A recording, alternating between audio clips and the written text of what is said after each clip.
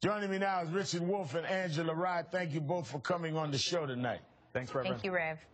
Richard, it's a hard slog, but Republicans do seem to crumble on a bunch of these issues. What's going on?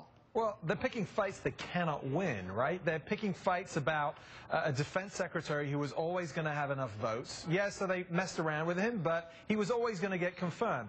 It's a bit like the sequester. They're going to have to cave. The pressure is just too intense watching this stuff unfold. And yet, Medicaid dollars. I mean, really, are you going to have governors, even with the Supreme Court saying you've got a choice, governors are going to turn down dollars that will make them more popular with their own voters? They're not picking smart fights here, and that leads to a bigger question. Will they ever break out of what Bobby Jindal has called the stupid party? That's the thing they're facing right now. Angela, you work the Hill. You know it better than most people in this town. And you were there in 2010 when the Tea Party movement was at its height and had a lot of strength. Solange says that not only the Republicans seem to be caving, but the Tea Party itself seems to have fizzled. Let me read the quote. It says, "Who are the names that come to mind when you think of leaders of the Tea Party movement? Maybe Sarah Palin, Glenn Beck, Jim DeMint, Ron Paul, and Michelle Bachmann. You could add to that a list of a handful of other congressmen, especially outspoken Representatives Steve King, Alan West, and Joe Walsh.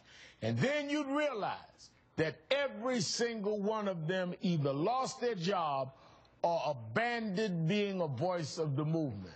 It's an interesting statement, Angela. Absolutely. I think when you look at the Tea Party politics and what was happening in 2010, both on the Hill and even for the president just won this election in 2008. All of a sudden, the Tea Party arises. Folks are angry. They want to, take their country back. There's all of this very visceral, hyper-partisan rhetoric that we can't relate to in any way, shape, or form. And now you see the evolution of the Tea Party. There's more scary politics. We saw it this election season with people saying all kinds of things like Donald Trump. He wanted to see a revolution.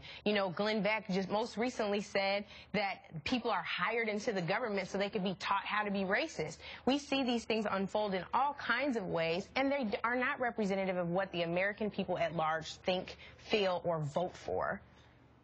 Why do they fight, though, if they give in later? I don't know. When you look at what's happened today, I mean, the fiscal cliff was the first battle where, Speaker Boehner had to say, forget the Hassert rule. And then after that, you have them speaking out against immigration. You see McCain having to defend the president and policies that make sense on immigration reform. They're going to have to do what makes the most sense for the country and not just these ideological conservative districts that they've drawn for themselves through redistricting. Richard, day after day, another poll seems to show just how badly the GOP brand has become. A new Pew poll says 62% think the GOP is out of touch with the American people. 52%, 52 now, thinks that the GOP is too extreme. Right. Look, I want to put in another point of comparison here. Yes, the polls are really striking. In a way, it's maybe not surprising straight after they just won an election, but it might be more surprising to do a comparison between where President Bush was at this point of his second term and where President Obama is, because President Bush did not have a honeymoon. By the time he actually got inaugurated the second time, he was already having rebellions in his own party. His big signature thing in the start of his second term was reforming Social Security, privatizing Social Security. It failed. You're looking at the president now, President Obama, with a real shot at getting comprehensive immigration reform, where his party is holding together with him, not splitting away as Republicans did with President Bush. And, Democrats at that point of 2005 were on a track to a big win in 2006. Looking at things now, I know it's early, but Republicans do not seem to be on that track for the next election, 2014.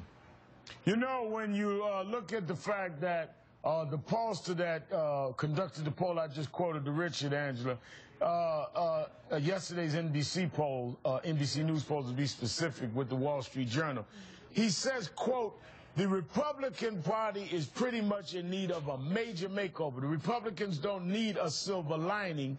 They need a whole new playbook." Now, even though that may be something you and I would say sounds right, look at the tired old messages that keep failing and just listen to who the GOP has invited to speak at this year's big conservative conference. Take a listen. You can actually see Russia from land here in Alaska. Corporations are people, my friend. We can raise taxes on, of course they are. Everything corporations earn ultimately goes to people. 3 agencies of government when I get there that are gone. Commerce, education, and the, what's the third one there? Let's see. I believe there's about 78 to 81 members of the Democrat Party that are members of the Congress Party. I don't want to make people's lives better by giving them somebody else's money. You